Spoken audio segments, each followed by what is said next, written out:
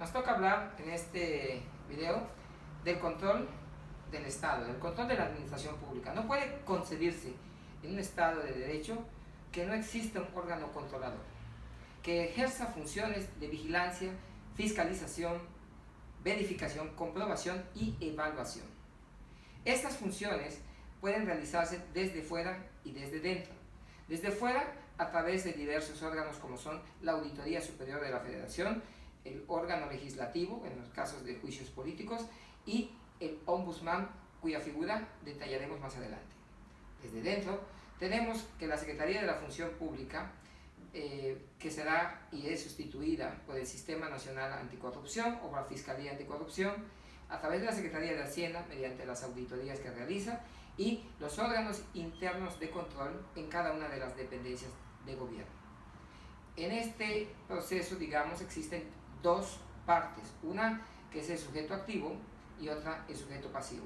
El sujeto activo es el órgano legislativo, el órgano de fiscalización, el ombudsman o los tribunales, o llamados también jurisdiccionales. Y el sujeto pasivo en todos los casos va a ser la administración pública, es decir, los servidores públicos sujetos a estos regímenes. El ombudsman es una institución creada en Suecia en el siglo XVI con la figura del Konungens Högsta Ombudsmansen. Este era el procurador supremo de la corona, que en un principio velaba los intereses de la corona y la legalidad de los actos. En 1719 cambia de nombre a Justitiekansler o Canciller de Justicia. De 1766 a 1772 deja de ser representante del rey para convertirse en representante de la Asamblea de Estado.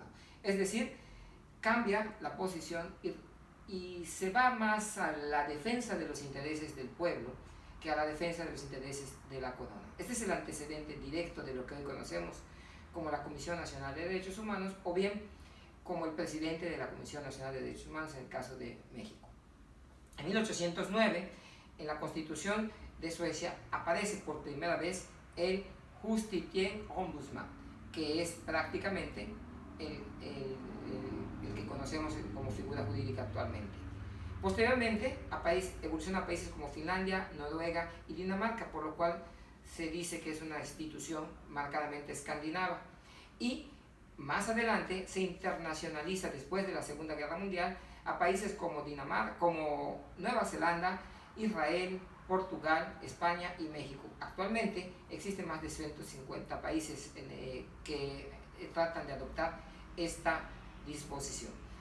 Entre las funciones se encuentran las de receptor de quejas, defensa de los derechos humanos, es el órgano autónomo por excelencia que vigila el poder, tiene acceso a la información pública y, entre otros, puede defender sus intereses del pueblo ante las autoridades.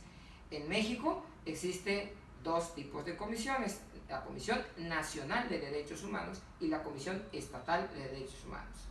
Ahora bien, continuando con la actividad de control por medio de los órganos jurisdiccionales, tenemos que la controversia constitucional es aquella que se plantea ante la Suprema Corte de Justicia de la Nación entre entidades del poder público, ya sea entre la Federación y los estados, entre los estados mismos, o entre Federación y municipios, o entre los municipios mismos. Tenemos al amparo administrativo, cuya defensa de los derechos humanos se ha esgrimido a través de un juicio autónomo como un medio extraordinario de defensa. Inclusive muchos han discutido acerca de si es un recurso o una tercera instancia, y no, el juicio es un juicio autónomo, pero que vendría a ser una especie de tercera instancia a nivel jurisdiccional. Por otro lado, tenemos el procedimiento contencioso administrativo, que en el artículo 116, fracción quinta de la Constitución Federal de la República, se establece que tanto la Federación como los estados contarán con tribunales de este orden. No debe de pasar desapercibido en este tema el principio constitucional de separación de poderes, cuyo predecesor y enunciador fue Charles de Secondat, que llamado conde o barón de la Bret y de Montesquieu. mejor conocido como Montesquieu. En este se hace valer que no puede por ninguna razón tener en una sola persona la concentración de todos los poderes. Por lo tanto, deberá tenerse un equilibrio de poderes, que en nuestro caso en México es el ejecutivo, el legislativo y el poder judicial. Hablemos ahora de los tribunales administrativos en México. El Tribunal Federal de Justicia Administrativa conoce de los procedimientos administrativos entre las partes. Generalmente la parte demandada es el Estado. Se inicia con una demanda de un particular y concluye con una sentencia definitiva, pasando por la etapa de contestación de la demanda, del periodo probatorio y de la citación a sentencia.